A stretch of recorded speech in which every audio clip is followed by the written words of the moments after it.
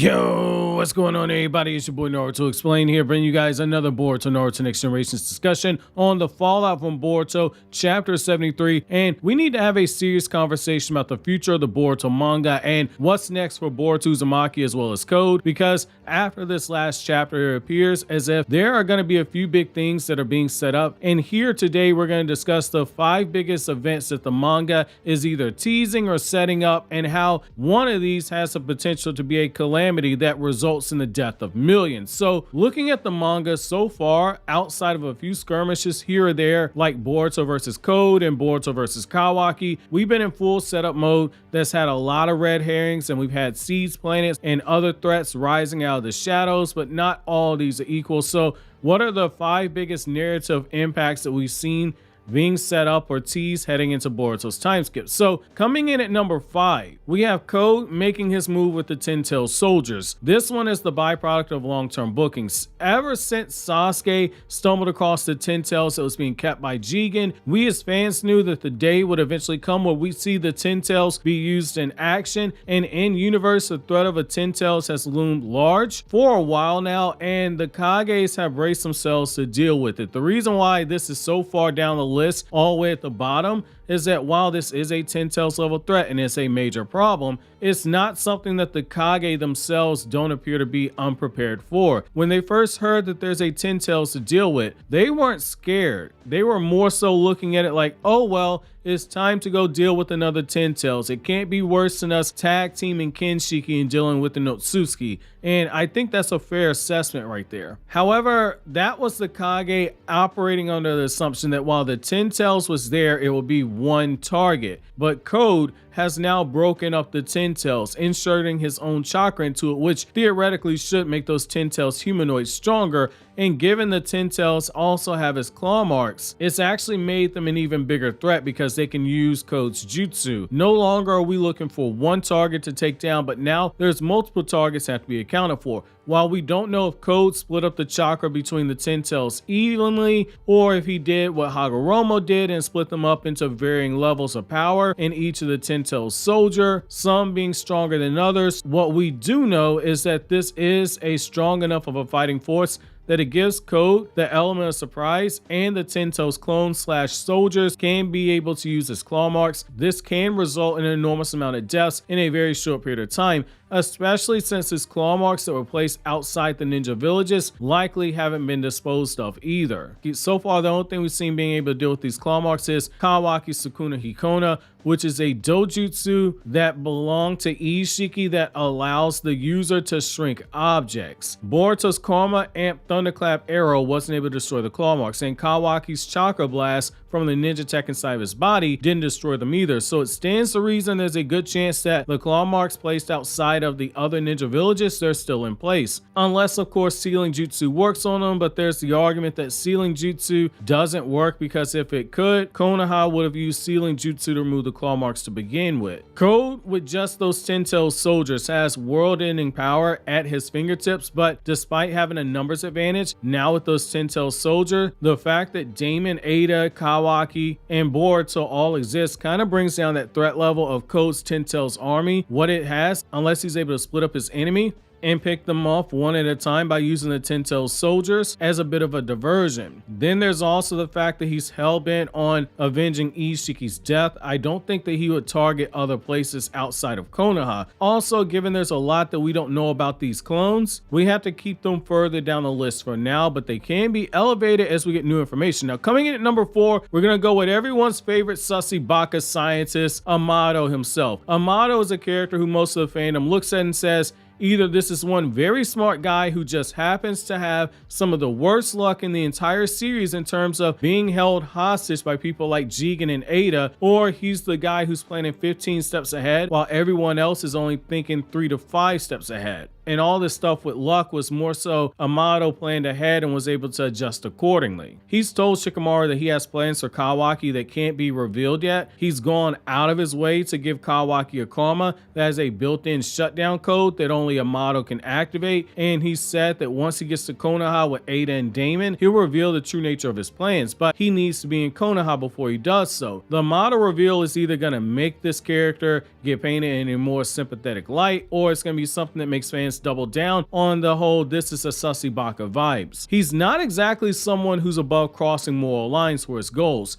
He was willing to subject 14 children to his experiment so Jigen could pass on Ishiki's karma to someone else who could be a suitable host for reviving Ishiki. He was the one who used Kara's outers to steal technology, including the enhanced Hashirama cell technology that Tsunade began working on after the Ninja War. This became the shinobi wear that Katasuke created, and Amado took that technology and combined it with his own nanotech to have nanotech running through the bodies of the Kara inners. It gives them that Hashirama cell boost while also making use of nanotech that floods through the body on a cellular level, hence the Kara inners are as strong as they are. However, there was still a trade-off. Some of the people who got experimented on, they still died. Others lost their limbs like Garo, and only a few, i.e. Kawaki and the Kara inners, came out of that without any noticeable damage. People like Ada had their entire way of life impacted by Amado, and every step of the way, despite making dangerous enemies, he's managed to stay alive. If he is planning something nefarious, him being a villain who makes use out of science would be a shift from more of the combat-based stuff that we've seen in Boruto, but Boruto's always been a story about finding the balance between science and ninjutsu. Having a villain who uses science on the wrong side could be something that works, but given all the mythology that's associated with Amado, from his last name, to his behaviors, to his choice of words, it does feel like Amado is something to worry about in terms of a threat, but for right now, we don't have anything concrete to go off of, so he's got to stay further down this list. Now, at number 3, we have Momoshiki, and this one has jumped up the list quite a bit over the last 18 months. I'm having Momoshiki destroy Sasuke's Rinnegan 2, popping up in front of Boruto to warn him that the moment they loses everything is close at hand, to Momoshiki manifesting in real time without Boruto being aware of what happened. After Momoshiki told Boruto the day you lose everything is coming and it's close at hand, and when that happens, you're going to willingly give up control to me and I'll control your body while you only exist in the deepest corner of your mind. That went from a traumatic event to something that stands the real possibility of happening right now. Momoshiki taking control of Boruto even after Boruto was killed and revived. That was always a possibility. This is the only thing viable left to Momoshiki now that he's lost his ability to resurrect into Boruto's body. The prospect of Boruto being traumatized to the point he gives control to Momoshiki, and Momoshiki is the one going on the rampage, causing the havoc and causing destruction, that does a few things. It gives a realistic change from the normal cookie cutter shonen formula, and that a lot of shonen tend to follow. It plays into walking on that darker edge like what we've currently seen with Jujutsu Kaisen, and it gives the opportunity to actually raise the stakes higher. The boy who wanted to be Shadow Hokage and protect the village from the shadows now only exists as a shadow in his own mind, while his body is being used to destroy the very peace that he grew up loving and ended up taking for granted. Narratively, that's something that works, and it would be something where once Boruto does manage to break free of that funk of control from Momoshiki, Boruto takes that time skip to maintain control of his body, strengthening his mind through meditation needed to raise spiritual chakra to begin suppressing Momoshiki for longer periods of time, even after Boruto's reached his breaking point. That could work, but the problem we have here is that Momoshiki wouldn't hesitate to go after Kawaki and try feeding him to the Ten Tails, but now that the Ten Tails have split up, it becomes a bigger problem of needing to remove Code's control.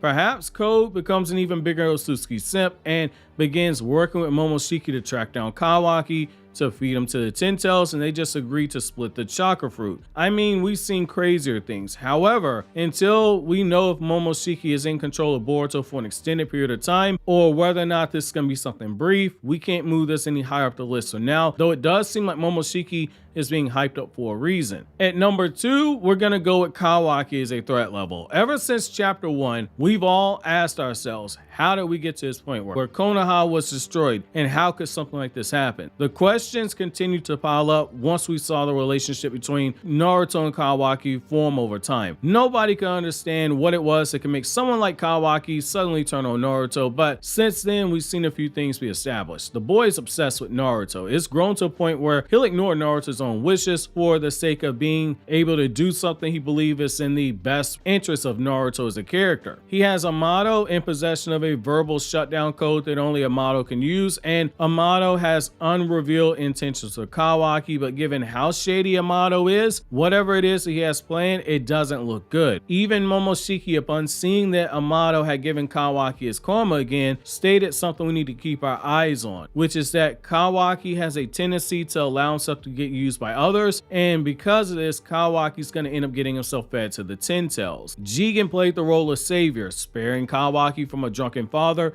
who beat him and saved him from a child trafficker, to using him to have the karma seal planted onto him in order to try to revive Ishiki. Ishiki planned to use him to resurrect using Kawaki's body. Amado is using him for his own, as of now, unrevealed purposes. Now we have Kawaki meeting with Ada, who on the surface level says she just wants to fall in love with Kawaki, but given how manipulative she is and how she's armed with power and knowledge and surveillance, the idea that Ada is a femme fatale who can manipulate Kawaki, it doesn't seem that crazy. We all saw how getting some fatherly love spun Kawaki out of control. Now wait until Ada is able to put that down on Kawaki. The boy ain't gonna be able to handle himself. Wars have been fought over and because of women before. I'm just saying here, something is gonna make Kawaki break to some point, and we don't know what it is or who it is or when it's gonna happen, what's gonna cause the split, when the split happens, but when it does, it's gonna hurt because of everything that we've seen, especially if Kawaki is foolish enough to be manipulated into trying to launch an infinite Tsukuyomi, and the guy has it in his head that I'll just spare Naruto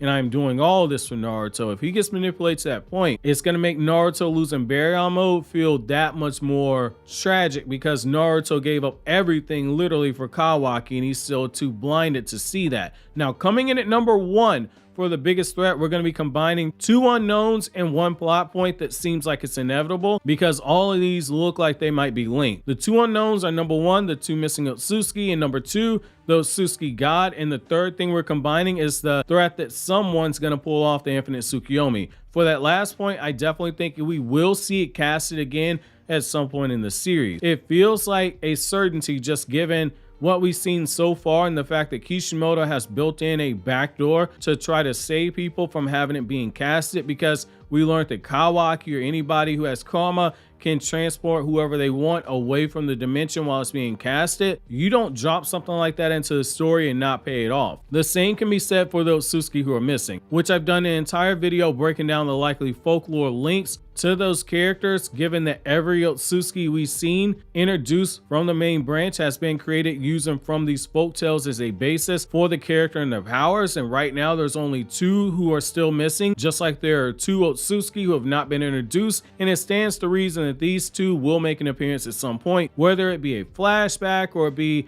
an in-game level reveal. The same for figurative Otsutsuki gods showing up. Perhaps there is some god who can be summoned, or perhaps the road to godhood by eating multiple chakra fruits is something that we end up seeing being attained, so it wouldn't technically be a god.